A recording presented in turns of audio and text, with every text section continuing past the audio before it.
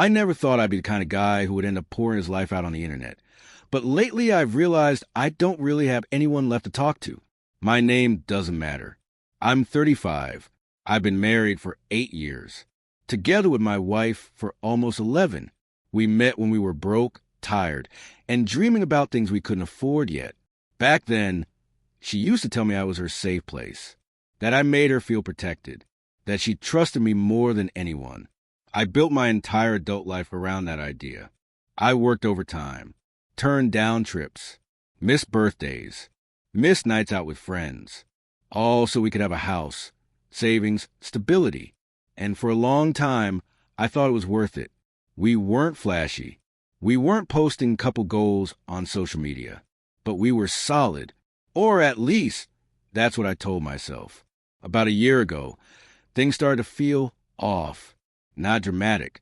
Not obvious. Just wrong in a quiet way.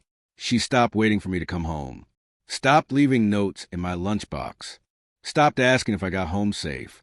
When I tried to talk about it, she'd smile and say I was overthinking. That life just gets busy. That nothing was wrong. I believed her. Because believing her was easier than imagining the alternative. Then she started changing in ways that didn't make sense. New clothes, new perfume, a gym membership she suddenly cared about, long showers where she'd bring her phone with her, late nights catching up with coworkers. I remember once asking her, half joking, "Do you have a secret boyfriend I should know about?" She laughed too loudly and said, "You're ridiculous." But her eyes didn't match her smile. I noticed that. I started noticing everything after that. The way she angled her phone away from me. The way she flinched when I walked into a room unexpectedly. The way she stopped saying, "I love you" first. I didn't want to become paranoid. I didn't want to turn into some insecure husband who checks phones and tracks locations. So I stayed quiet. I convinced myself that trust meant ignoring doubt. Looking back, that was the first mistake. The night everything began to unravel was supposed to be ordinary. It was a Tuesday. Nothing special. We had leftover pasta.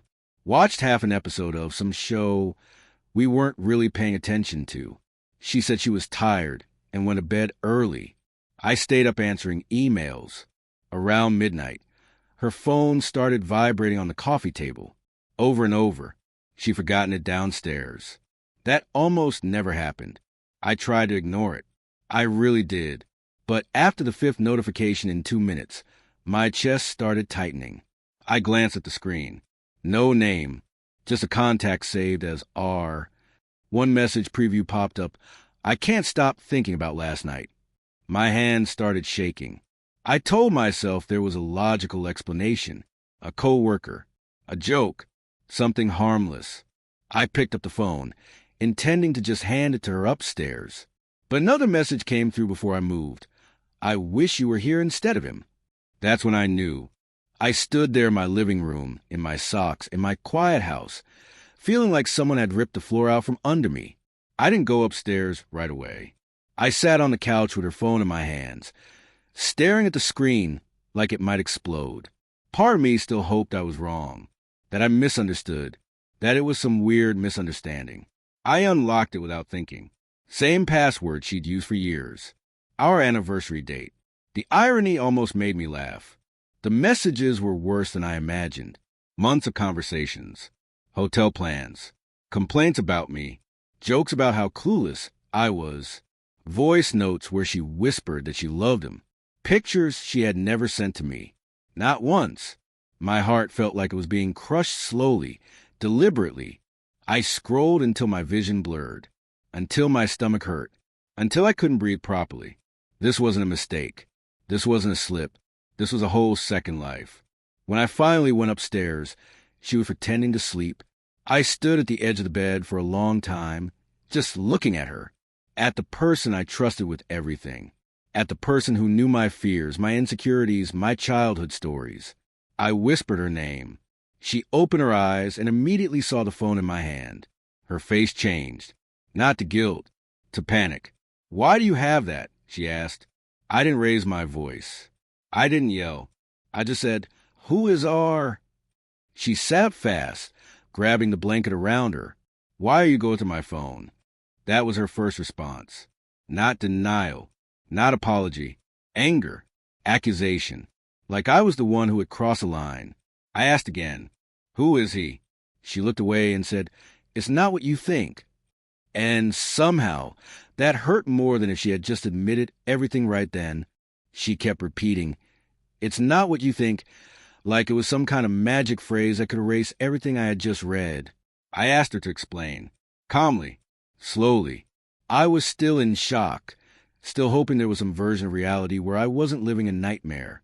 She said I was just someone from work, that they started talking during a stressful project, that he listened when I didn't, that it never meant anything. I reminded her about the hotel messages, the I love you voice notes, the photos. She said those were out of context, that she exaggerated her feelings because she was lonely, that she never planned to leave me. Then she started crying, loud, dramatic sobs, holding her face, saying she hated herself, saying she felt broken, saying she needed attention and didn't know how to ask for it. I sat there on the bed, numb, watching performance, because that's what it felt like, a performance. Every tear seemed carefully placed, every sentence designed to make me feel sorry for her. Over the next few days, our house turned into a battlefield.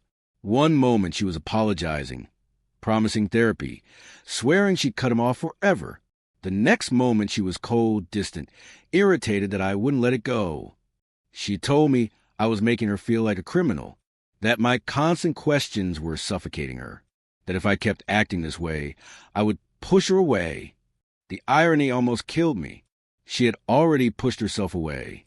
She had jumped, and somehow she was blaming me for not catching her. I started doubting myself, wondering if I was being unfair, if I was punishing her too much, if forgiveness meant silence. I slept maybe 3 hours a night. Every time I closed my eyes, I saw those messages again. A week later, she swore it was over. She deleted his contact, blocked him in front of me, gave me her passwords, told me I could check anything, anytime, said she had nothing left to hide. I wanted to believe her so badly that I ignored the knot in my stomach. We started going to counseling, sitting on uncomfortable couches while a stranger asked us how we communicated.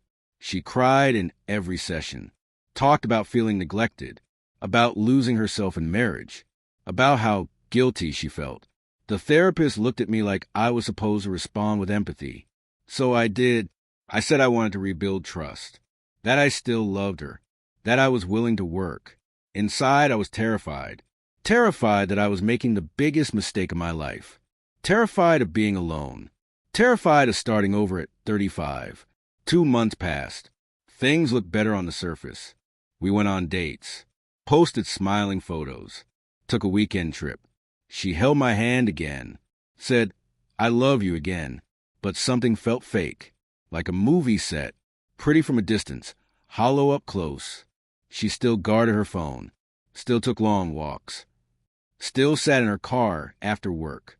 When I asked, she said I was paranoid, that I needed to move forward if we were going to heal. That trust was a choice, so I chose to trust. Again, then came the email. It arrived on a random Thursday afternoon while I was at work. Subject line, you deserve to know. No name, no explanation. Just that. I almost deleted it, thought it was spam. Something told me not to. Inside were screenshots, hundreds of them, messages between my wife and R, recent, from the same week she had told me she loved me more than ever.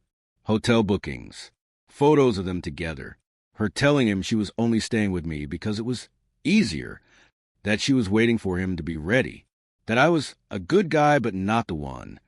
My hands went numb. I had to sit down on the office floor in the bathroom because I thought I was going to pass out. I drove home in a fog. I don't remember most of it. When I walked in, she was in the kitchen cooking dinner, humming, like we were a normal couple, like she hadn't just destroyed me again. I put my phone on the counter and slid it toward her, opened to the screenshots. She looked at it, went pale, then angry. Who sent you this? She snapped. Not, I'm sorry. Not, I messed up. Just rage. She accused me of spying on her, of turning people against her, of humiliating her. Then she admitted it, casually, like she was confessing to eating the last cookie.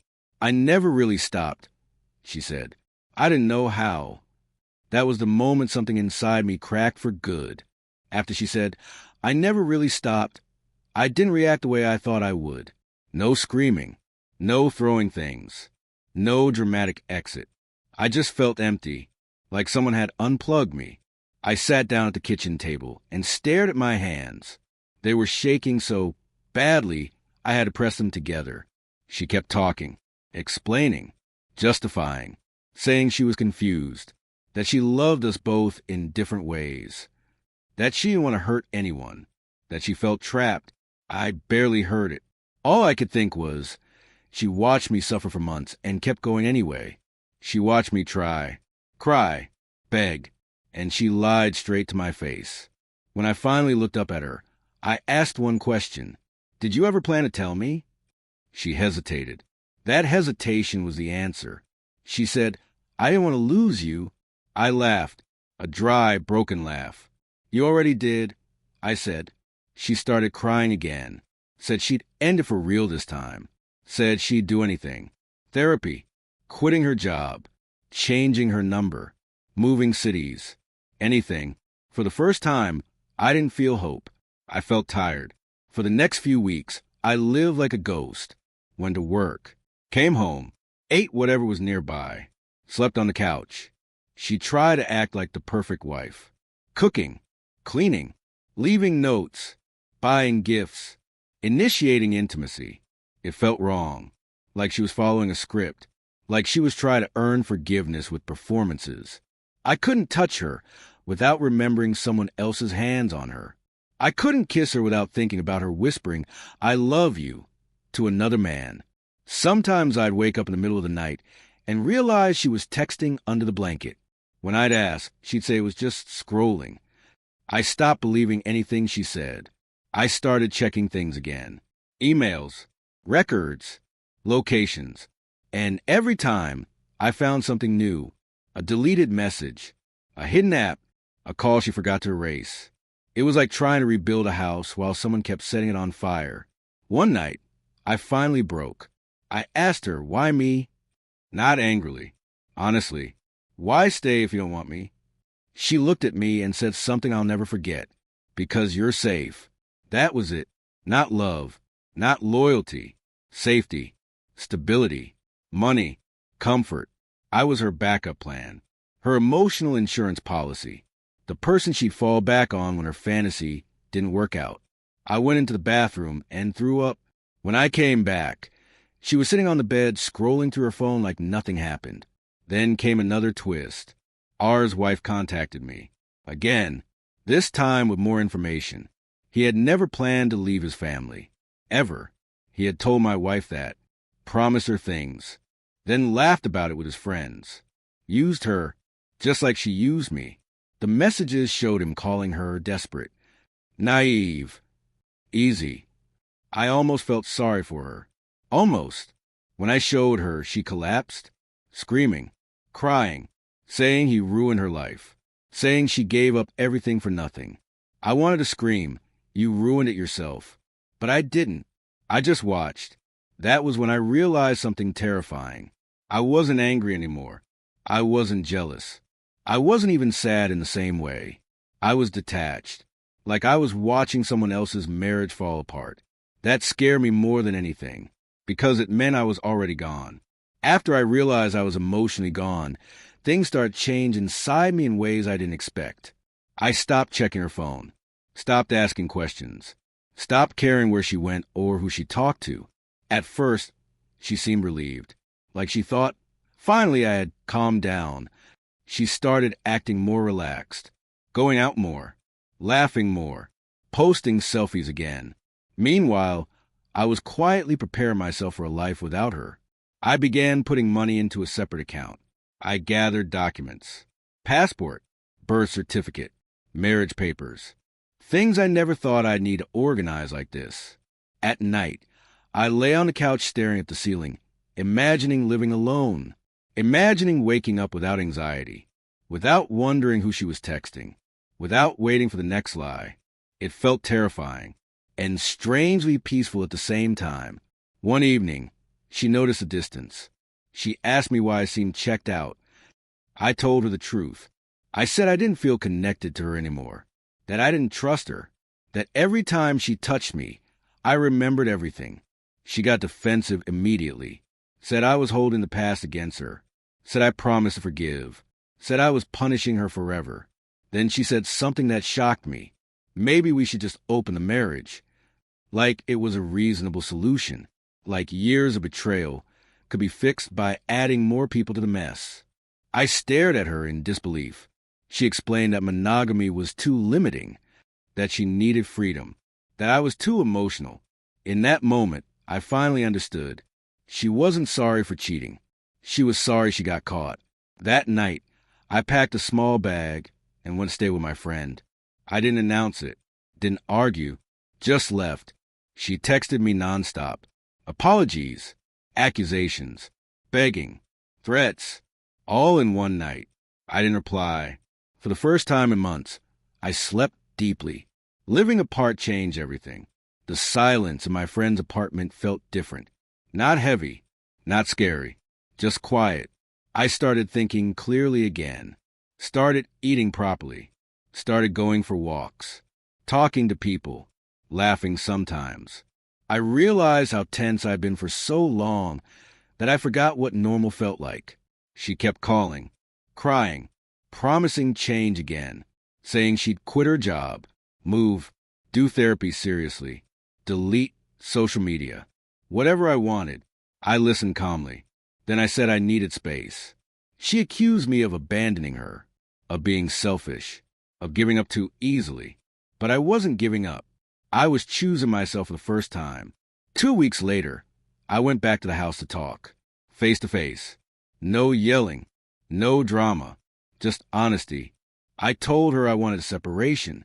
Her face went blank, then angry, then desperate. She said I was ruining our family, that I'd regret it, that no one would love me like she did. I almost laughed, not out loud, inside, because I finally saw it. Her love was control, comfort, and convenience, not loyalty, not respect, not partnership. I told her I'd already contacted a lawyer, that I wasn't changing my mind. She cried on the floor, begged me not to go, grabbed my arm. For a second, I almost stayed. Old habits die hard. But I gently pulled away. Filing for divorce felt surreal. Signing papers, meeting lawyers, talking about assets and schedules like we were strangers. She tried to delay everything. Missed appointments. Forgot documents. Claimed she wasn't ready. I knew what that was. Another attempt to keep me stuck. I stayed firm. Every step forward felt painful, but also empowering. I started therapy. Learned how much I had ignored. How often I put myself last. How I confused endurance with love. My therapist told me something I'll never forget. You didn't fail. You survived something that would have broken many people. A few months later, I heard she had moved in with someone else. A new guy. Already. Someone from her gym. It hurt for about 5 minutes. Then it didn't. That's when I knew I was healing. Not because I didn't care at all, but because her choices no longer define my worth. After the divorce papers were officially filed, I expected to feel some huge emotional explosion. Relief, rage, victory, something dramatic. Instead, I felt quiet, like standing in an empty room after a storm has passed. Everything was still messy, broken, and unfamiliar, but the danger was gone. No more waiting for suspicious messages. No more wondering if tonight was another lie. No more walking on eggshells. I started noticing small things again. How good coffee tasted in the morning. How nice it felt to come home to a place where I didn't feel judged. How peaceful it was to fall asleep without anxiety twisting in my chest. Some nights were still hard. I'd remember old vacations, old jokes, old versions of her that probably never really existed. But those memories stopped controlling me. They became just memories. Nothing more. About 6 months after everything ended, she reached out again. One last time. A long message. Apologies. Regrets. I finally understand. I've changed. I miss you. I wish I'd fought harder. I read it slowly. Twice. I didn't feel angry. I didn't feel tempted. I felt sad. Not for myself. For her. For the person she could have been if she had chosen honesty. I replied with one sentence. I hope you find peace, but I'm not part of that story anymore. Then I blocked her. Not out of hatred. Out of self-respect. That was something I had learned too late. But at least I learned it. My life now isn't perfect. I live in a smaller apartment. I cook for myself. I fold my own laundry. I pay all my own bills. And I'm happier than I've been in years. I started running in the mornings, reading again, traveling alone, reconnecting with friends I had neglected. I've gone on a few dates. Nothing serious yet. And that's okay. I'm not rushing. I'm learning what healthy feels like, what mutual respect looks like, what emotional safety means. For the first time in a long time, I trust my instincts. When something feels wrong, I don't ignore it anymore. Looking back, I realize I spent years trying to earn loyalty from someone who never planned to give it. I thought love meant staying no matter what, enduring anything, sacrificing myself. I was wrong. Love without honesty is just slow destruction. Forgiveness without change is self-betrayal. And hope, when it's based on lies, becomes poison. I don't hate her. I don't wish her harm. But I'm grateful I walked away when I did. Staying would have destroyed me. If you're reading this and you're stuck in a relationship full of excuses, secrecy, and broken promises, please hear me. You are not weak for wanting honesty. You are not selfish for choosing peace. You are not cruel for walking away from someone who keeps hurting you. Trust actions more than words, patterns more than apologies, and never confuse loneliness with love.